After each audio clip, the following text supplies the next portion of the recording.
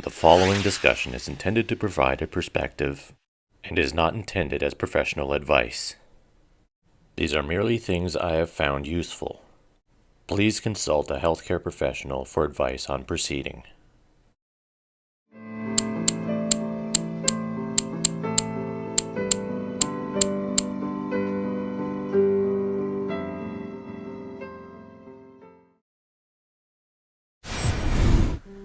Combating depression and suicidal thoughts.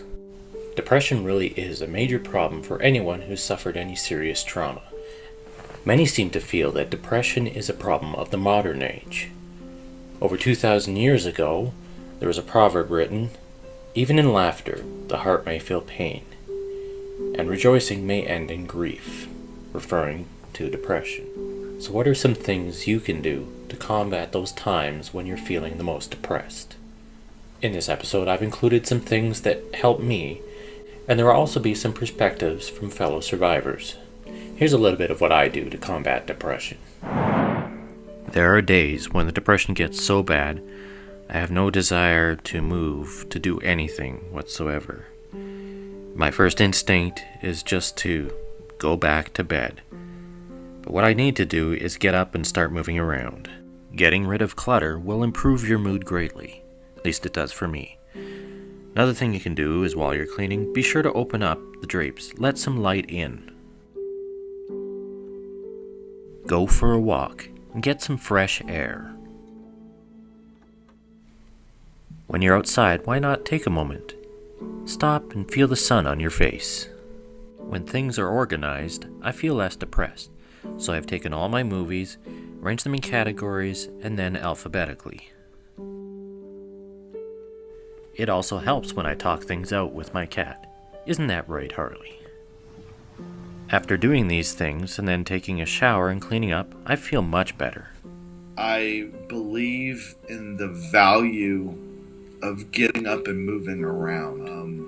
When I sit on my couch or in my bed and I am stagnant and dormant, that is much easier for my inside voice, which I try very hard not to take over, can take over. Go in your bathroom and look in your mirror, as uncomfortable as that is. If you look at yourself, if you try to make eye contact with yourself, that in itself is just a horrible experience. I hate that, but you know, particularly with somebody who's not comfortable in their own skin, but you stand in front of the mirror and you make yourself smile. The physical action of making yourself smile, there is some connection there with your emotions, and you will start an uplift there. One of the things you can do to help combat the tendency towards depression is to get in the habit of writing down how you're feeling in a given moment. Be sure to avoid words like good, bad, crappy. You want to use words that actually describe how you're feeling. I'm feeling angry, or I'm feeling numb. I'm feeling anxious. Find the word that most describes how you're feeling in that moment.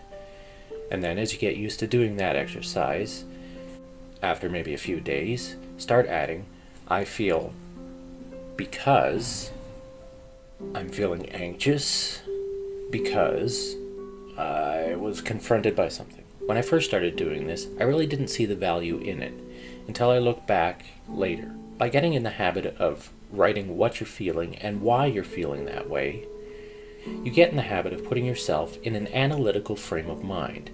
And this can be very helpful in snapping yourself out of a depressive state, because once you realize what you're feeling and why, you can do something to combat that feeling. So I paint, and I am very, not to put myself on this guy's level, I am very Van Goghish. The further in depression that I get, the better my art gets. So if you've ever looked at any of my art and we're like, oh my God, that's amazing, you now have the inside to be like, oh my God, he must have been really terrible. You know, peaceful resolution is when you're feeling bad, or when you're feeling upset, or when you're feeling mad, and you can go to a sketch pad or a canvas or pick up a guitar or play a piano. You're learning how to deal with those things now. So when I get depressed, I follow my own advice. I pick up a piece of canvas, I in a sketch pad, I'd use sculpture, I'd use stained glass. Another thing you can do to combat depression is do not be afraid to cry. There is benefit in crying. It releases endorphins that improve your mood. While in most societies it's frowned upon for men to show their emotions, this is really unproductive for a survivor of abuse, as you need to confront your feelings in order to deal with them. Sometimes all you can do to fight the depression is to just cry. Let all the tears out, let them flow. I remember growing up, I always felt better after having a really good cry. When I was a kid,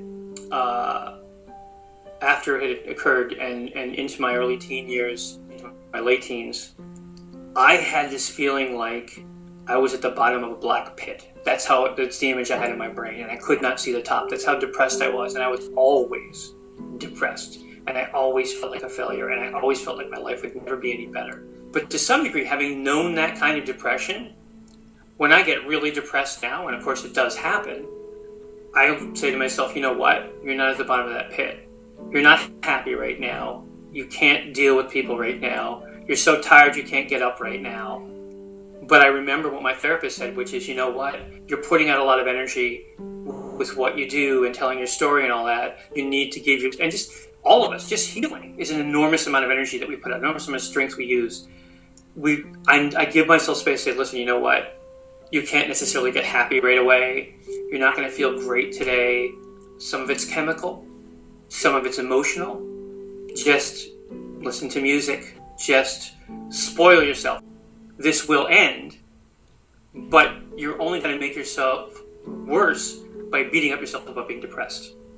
Another thing we can touch on is reassuring yourself. Tell yourself, just because the day started off bad doesn't mean it has to end bad. Just because today is bad, tomorrow doesn't have to be bad. Each moment is its own, and if you let it, it can surprise you. Left unchecked, severe depression can lead to suicidal thoughts and feelings. This is a very, very dangerous place to be.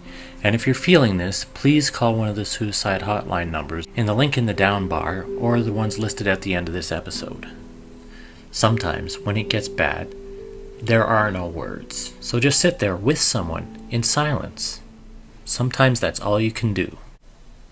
I thought I would just share some of my thoughts and feelings of what I was going through when I attempted to commit suicide. I should warn you, I do go into specific detail, and this may be triggering. So please take care of yourself. So please listen on with caution. Here's a little bit of what I was thinking and feeling that day. I thought it'd be easier to write it down ahead of time so that my thoughts were collected. Several things led up to the suicide attempt in my teens. At 14 years old, I was a powder keg of repressed rage, guilt, and shame.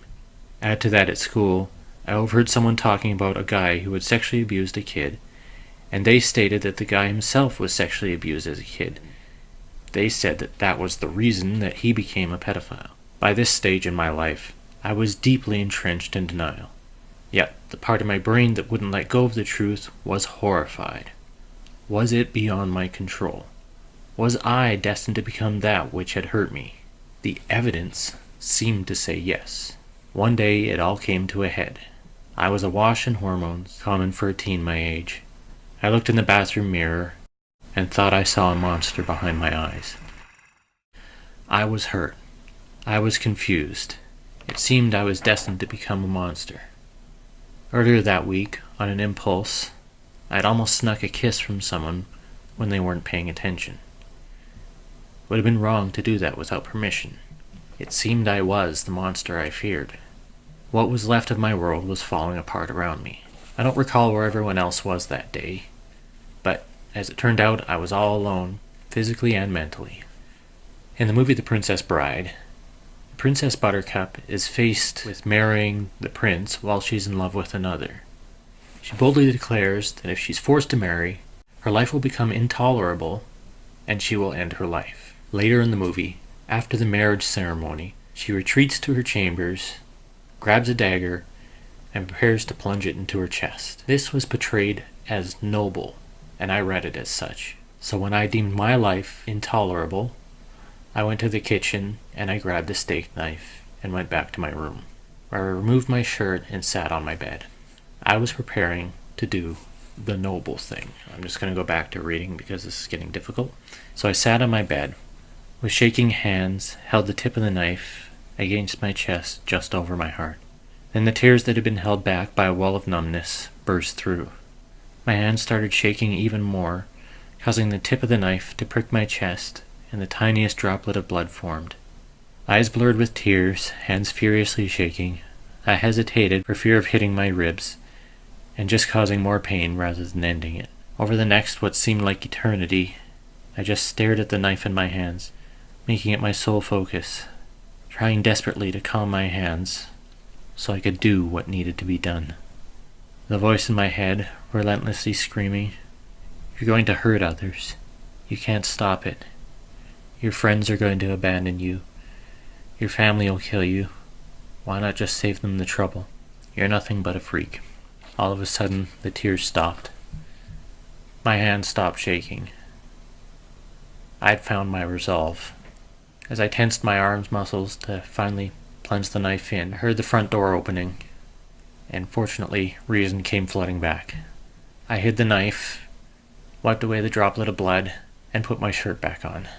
Then I started to cry again, but they were hollow tears, like an echo of feelings once felt, as if suddenly I was an actor playing out a scene that was my life. I was no longer real. Only the pain remained. The monster, along with most of me, had been caged. My family came into the room and found me crying. I told them I was just having a bad day. They believed me. Later, when I moved out, my parents gave me pots, pans, dishes, and cutlery. And among those, I took that knife with me as a reminder of how close I had come that day. If I'm being honest with myself, thoughts of suicide have returned throughout my life. Many times I've thought about jumping off of my balcony, off of a cliff, but I've always been able to talk myself back. When it got bad again later in life, I realized I had to take steps for fear of coming close again or actually following through. But for the time being, the pain had remained, and I had to find some way to deal with that. My way to deal with it turned out to be alcohol. So at age 14, I started drinking. I'll talk more about this in the following episode that deals with positive and negative coping methods. If you're depressed to the point of having suicidal thoughts, please talk to someone about it. Please call one of the suicide hotline numbers in the link in the down bar or the ones listed at the end of this episode. Please take care of yourself. Dealing with self-doubt. Self-doubt can be one of the biggest hindrances in getting on with your life. Abuse tends to destroy our sense of self, and we often have a distorted view of our self-worth. Something a fellow survivor wrote was, "We are not what we have for so long believed ourselves to be," emphasizing how we often have a distorted view of how we were when we were abused. So what can we do to combat this tendency? There's a book called A Soprano on Her Head, and I like telling people about this book because I think it's a great help to anybody who has anxiety or self-worth issues. And one of the things it talks about is the voices in your head that you think are your voice, that are telling you you're worthless, useless, dirty, wrong, bad, stupid, all that stuff. There's an exercise in the book where you close your eyes and you try real hard to picture who those voices belong to, who are abuser, your parent, your teacher, a bully. And once you realize that it's those people, you can look at them and say, you know what, that's not my voice.